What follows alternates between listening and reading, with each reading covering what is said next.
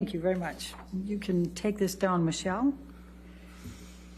Now, I'm going to take you to May 21, 2016, and I'd like you to describe for the jury what took place that evening in connection with Mr. Depp.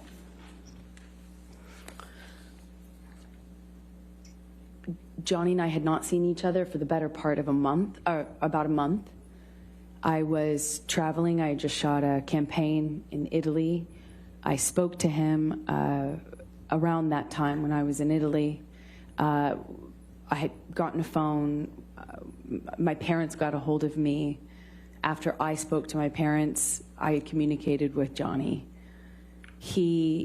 On that phone call, I didn't know what was going on with him for those weeks. With his sobriety, I didn't know where his state was. I didn't know what state he was in. And when I spoke to him, he was saying what I can only he was going on about scientists and DNA and feces, that he had some scientific analysis done and DNA analysis done, and that, as soon as I heard about this feces, he thought that was a prank, and he was going on about all the scientists that he had conferred about the DNA results with. I just thought he was out of his mind, and thought clearly the drinking and the drugs are not getting better. Clearly the delusions aren't better. So objection calls for speculation. It's not about the truth of the matter. We're talking about what her... I'll sustain the objection. Next question. Please continue. So I hung up from that phone call, assuming that, and then spoke to him once my parents got a hold of me to tell me about Betty Sue. We made a plan, Johnny and I, for him to come over. He said he really needed his wife. He had lost his mother and he missed his wife. He really needed his wife. He said it over and over again. I felt torn. I felt conflicted. I didn't think, obviously, the situation hadn't gotten better with Johnny mentally, and I was afraid that all the work and progress and distance I had finally got on the relationship for the first time. I had a month of distance on it, I didn't want that to be undone, but I also wanted to be, I was affected by the fact that his mother had passed. So he said he wanted to come over and talk about that, and he said he needed his wife, and we made a plan. We made a plan for him to come over during the day, thinking that might mitigate the amount that he would be drinking. Night is a little bit more dangerous. And in the early evening hours, I get a text from him that he's almost there, or that he's there. I think it was around 7:15 or so. And he came over, and we sat on the couch, and at first it was relatively peaceful. I mean, I could tell he was inebriated, but it makes sense. In my head, it made sense. He wasn't like incoherent. It was peaceful. And then he starts talking about the feces again, and this prank that he said one of my friends had left for him in my bed that he wasn't going to be at. And I tried to point out how that didn't make any sense. I'm not even going to be there. I wasn't there. And my friends wouldn't do that. That's not something a bunch of 30-year-old women think is funny. What is he talking about? And he just kept going on and on about it. So I text my friend that it's... Objection, hearsay. Don't tell the jury what you texted your friend, but go to the next thing. What did you do next? I called my friend thinking that it would quell this, what I could only see as a delusion. I thought it was just a delusion he was having, and I thought, I'll hopefully, quell this by calling my friend to if he hears my friend say that didn't happen. Objection, Your Honor, hearsay. It's not out for the truth of it. Thank you.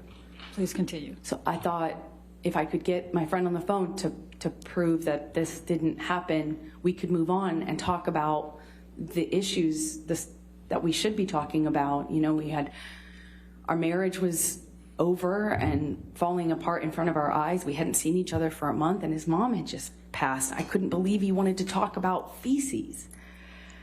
So I call this friend thinking that we'll take care of it. The friend doesn't answer.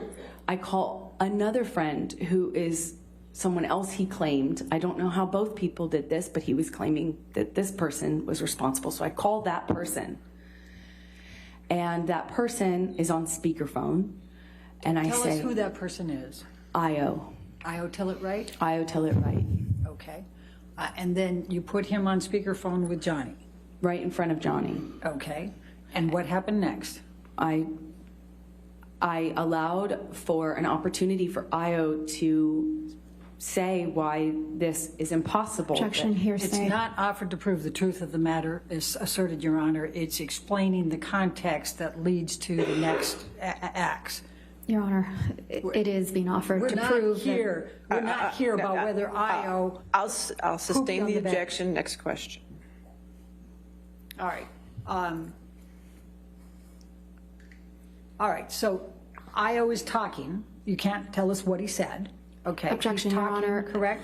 May we approach? Okay.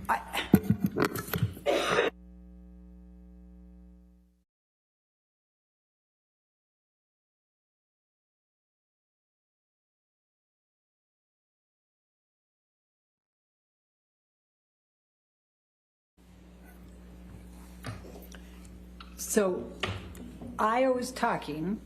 We can't say what he said. What is the next thing that happens on your end with Mr. Depp? It just made Johnny madder.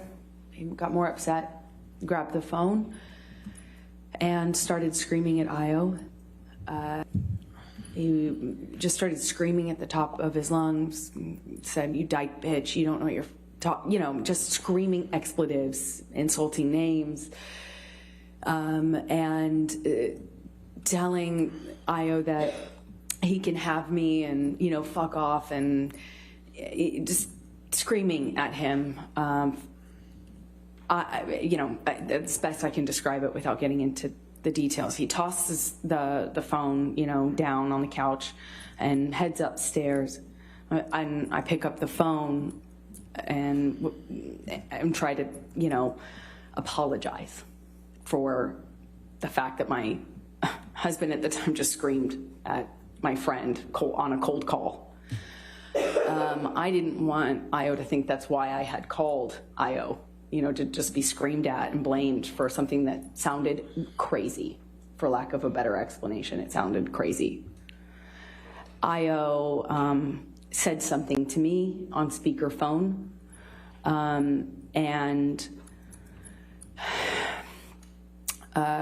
reminded me I wasn't safe.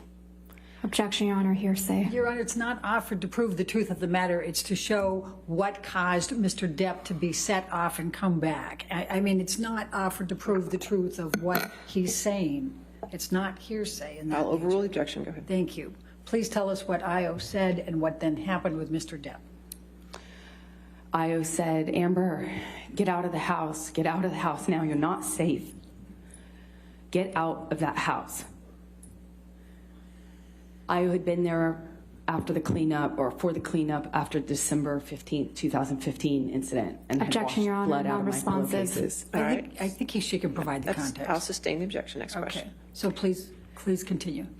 Johnny hears this when he's on the stairs. He made it up one flight of stairs, heard this, turned around, came bolting down the stairs, grabbed the phone from my hand, and really started screaming this time, lit into Io, called Io every imaginable horrible name that you can say to a LGBTQIA person, for one, and any person, any human being ever. I mean, just